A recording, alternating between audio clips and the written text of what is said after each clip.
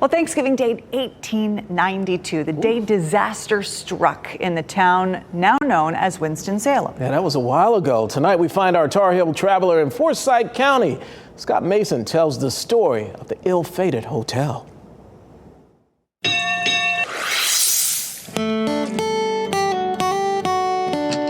Well, it was 1891, and you can see it was a monster. The Hotel Zinzendorf. Similar to a chateau. Zinzendorf. Count Nicholas von Zinzendorf. He was a German hero to the Moravians, and when the Moravians settled in what is now Winston-Salem, they honored his name. And we had a Zinzendorf laundry here as well.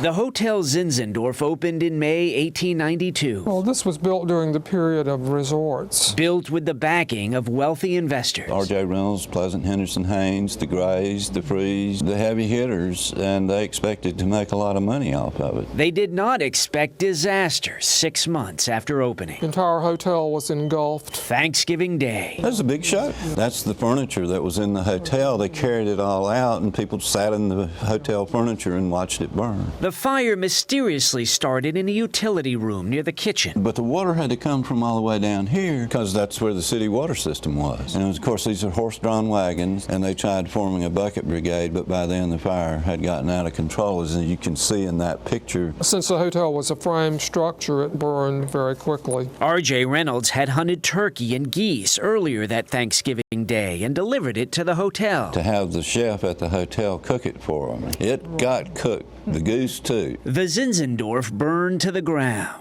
No one was injured, and out of the ashes rose opportunity. They weren't the kind of people who went around saying, "Oh, poor us." They instead developed on the site a residential showcase called the West End. It was one of our great pride and joys. And the town grew. But the town was red hot. Red hot, ironically, in part from the flames that destroyed the Hotel Zinzendorf on Thanksgiving Day.